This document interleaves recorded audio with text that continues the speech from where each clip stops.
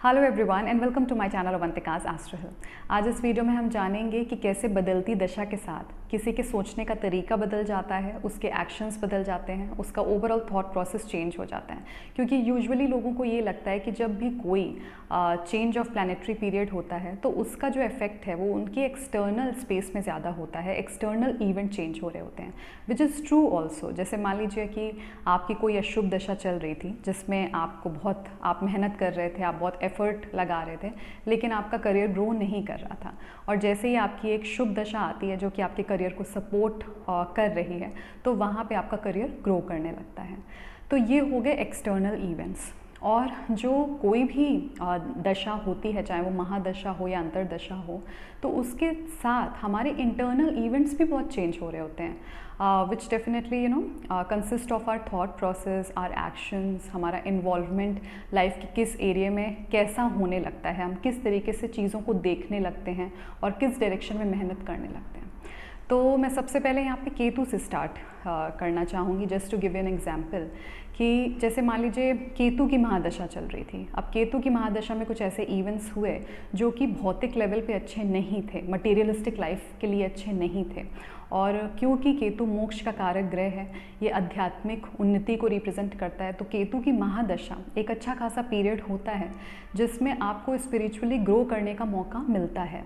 और कह सकते हैं कि कुछ बहुत ज़्यादा अप्स एंड डाउन्स देखने को मिलते हैं, बहुत सारी परेशानी भी आपको देखने को मिल सकती है।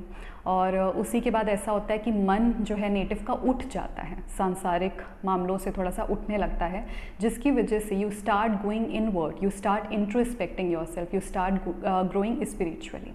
अब जब केतु की महादशा के बाद शुक्र की महादशा आती है तो वो किस तरीके के चेंजेस डिनोट कर रही है when it comes to your thought process. देखिए, केतु की महादशा का वो पीरियड हो सकता है आपके लिए जिसमें आप स्पिरिचुअली ग्रो करे हो, जिसमें आपको लाइफ का एक नया पर्सपेक्टिव मिला हो।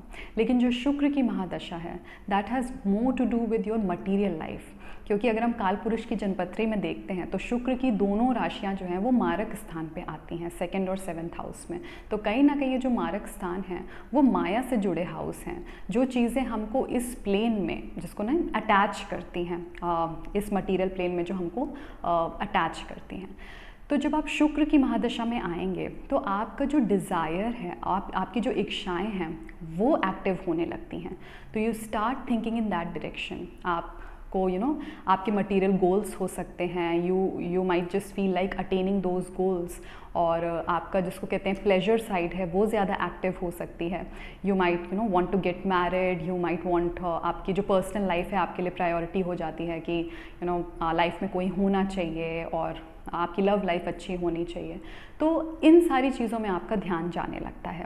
पैसे को अर्न करने में आपका, क्योंकि मटीरियलिस्टिक लाइफ से जुड़ा हुआ ग्रह है, सुख को डिनोट करता है, तो आपका पैसा कमाना और मेरे पास ये भी होना चाहिए, ये ऐशो आराम होना चाहिए, तो ये सारी चीज़ें आपकी जो हैं वो प्रायोरिटी लिस्ट में आ जाती हैं। तो इस तरीके से आपका जो थॉट प्रोसेस है वो शुक्र की महादशा में चेंज हो रहा होता है। अब मान लीजिए हम एग्जाम्पल में लेते हैं राहु की दशा। देखिए, राहु एक ऐसा प्लैनेट है जो कि आपके मेंटल एनवायरनमेंट को अफेक्ट करता है।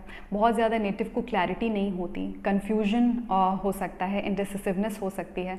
आप हो सकता है पहले जो चीज़ें सेलेक्ट कर रहे हों, जो चॉइसेस बना रहे हों, वो आपके लिए उतनी अच्छी ना हो, वो आपको बाद में जाके पता चलता है। लेकिन जिस टाइम पे आप वो चॉइसेस फॉर्म कर रहे होते हो उस टाइम पे बड़े आप कॉन्फिडेंट हो जाते हो। इसीलिए हम कहते हैं कि कभी कभी राहु ना अनरियलिस्टिक एक्सपेक्टेशंस को भी डिनोट करता है कि आपके हो सकता है प्रोफेशनल लाइफ को लेके या पर्सनल लाइफ को लेके कुछ ज़्यादा ही एक्सपेक्टेशंस हों, कुछ ज़्यादा ही हम कह सकते हैं कि अनरियलिस्टिक एक्सपेक्टेशंस हों समटाइम्स, क्योंकि वो ऐसा प्लैनेट है जो आपको क्लैरिटी वाले मोड पे ज़्यादा आने नहीं देता जब तक उसका टाइम चल रहा है। तो धीरे धीरे करके जब उसका जाता हुआ टाइम होता है तब नेटिव बताता है कि अब जाके, जब ये राहु का जाता हुआ टाइम था, तब जाके मुझे कुछ चीज़ें जो हैं वो समझ में आई कि मुझे क्या डायरेक्शन लेना चाहिए, मेरे लिए क्या चीज़ सही रहेगी, मेरे लिए किस तरीके का पार्टनर ठीक रहेगा। लेकिन इसको सुन के एकदम फ्रीक आउट करने की ज़रूरत नहीं है, क्योंकि बहुत सारे लोगों की राहु की महादशा चल सकती है। तो I am not talking about कि पूरा जो फेज़ है वो राहु का ऐसा रहने वाला है, अंतरदशा है उसमें उसका बहुत ज़्यादा इफेक्ट होता है। But I am talking in general कि जो एक जनरल टोन होता है किसी टाइम का, तो जैसे राहु की अगर आपकी दशा चल रही है तो आप जो है थोड़े इंडिसिसिव हो सकते हैं और आपको इल्यूजन वाली जो एक बात होती है, तो कहीं ना कहीं भ्रम की स्थित होना, भ्रम का शिकार हो जाना, ये सारी चीज़ें भी नेटिव को देखने को मिलती हैं, क्योंकि आपका जो थॉट प्रोसेस है वो उतना स्टेबल नहीं होता। आप हड़बड़ा भी बहुत रहे होते हो, आपके अंदर थोड़ा सा इनसिक्योरिटी भी ज़्यादा होती है, फियर भी होता है कि अगर मैं ऐसा नहीं करूँगा तो ऐसा हो जाएगा, तो मुझे फटाफट ये चॉइस जो है फॉर्म कर लेनी चाहिए, मुझे ये चीज़ ऑप्ट कर लेनी चाहिए। तो थोड़ी सी नेटिव के अंदर वो हड़बड़ाहट और फेयर, ये सारी चीज़ें भी होती हैं। इसके बाद जब गुरु का टाइम आता है, तो गुरु कहीं ना कहीं आपको एक ऑर्डर दे रहा होता है, आपको अलाइन कर रहा होता है। और क्योंकि गुरु एक डिफेंसिव प्लैनेट है, हमारे डिफेंस मैकेनिज्म को मजबूत करता है, तो आपका जो थॉट प्रोसेस है वो कहीं ना कहीं इम्प्रूव हो रहा होता है, स्टेबल हो रहा होता है। आपके अंदर उतनी ज़्यादा, जिसको कहते हैं ना कि एक स्थायित्व आपको देता है, स्टेबिलिटी दे देता है। तो आपके डिसीजंस भी ऐसे होते हैं कि आप एकदम से नहीं लेते, यू आर मोर रिलैक्स्ड। मतलब गुरु, जब आप राहु से गुरु के टाइम में जाओगे तो आप ये चीज़ डेफिनेटली फील करोगे, थोड़ा सा भी अगर गुरु आपकी कुंडली में सपोर्टिव है, कि आपको थोड़ा ज़्यादा स्टेबल फील हुआ, आपको लाइफ में एक अच्छा डायरेक्शन मिला, क्योंकि गुरु अपने में शुभ प्लैनेट है।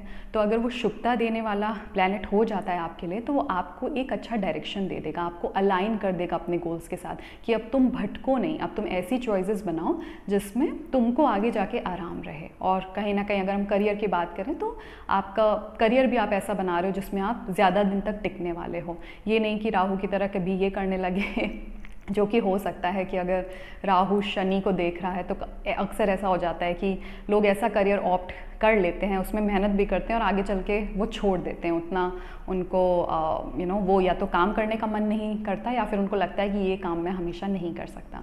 तो गुरु का जो काम है वो आपको अलाइन करना है, स्टेबिलिटी प्रोवाइड करना है, प्रॉस्पेरिटी प्रोवाइड करना है। तो आपका थॉट प्रोसेस भी ऐसा हो रहा होता है that you are becoming more relaxed, you are becoming more content, you are becoming more sufficient in your thoughts. मान लीजिए नेटिव की बुध की दशा चल रही है और बुध की स्थित कुंडली में शुभ है, भौतिक घरों से जुड़ा हुआ है, तो उस टाइम पे जो नेटिव का थॉट प्रोसेस है वो थोड़ा सा बिजनेस साइड पे चला जाता है। Commercially he is getting advanced, he is becoming smarter when it comes to collecting gains and profits, क्योंकि कहीं ना कहीं दिमाग का इस्तेमाल करके अपना काम बनाना, ये बुध का गुण है। तो उस टाइम पे नेटिव को अपना, उसका जो इन्वॉल्वमेंट है वो बिजनेस साइड पे और वित्तीय, मतलब कि फाइनेंस साइड पे ज़्यादा हो सकता है। He can become smarter when it comes to finance management, good finance management. तो यहाँ पे हम कह सकते हैं कि हाँ, जब भौतिकता की बात आएगी तो बुध आपको थोड़ा सा ज़्यादा अच्छा गुण देगा, ज़्यादा अच्छे टैक्टिक्स देगा, उसी तरीके से आपका जो थॉट प्रोसेस है वो वर्क करेगा। बदलती ग्रह दशाओं के साथ हम बहुत सारे न्यू पैटर्न्स फॉर्म कर रहे होते हैं और ओल्ड पैटर्न्स आउटग्रो कर रहे होते हैं। इस एस्पेक्ट को मैं पार्ट 2 में कवर करना चाहूँगी। बाकी आप लोगों ने किस तरीके के चेंजेस पाए हैं अपने थॉट प्रोसेस में, अपने अंदर, जब आपकी कोई ग्रह दशा बदली है, प्लीज़ मेरे साथ कमेंट सेक्शन में ज़रूर शेयर करिएगा। बाकी ये वीडियो आपको कैसा लगा वो भी मुझे बताइएगा। अगर पसंद आया हो तो लाइक करना मत भूलिएगा। Soon I will return with a new topic. Till then please take care and stay safe.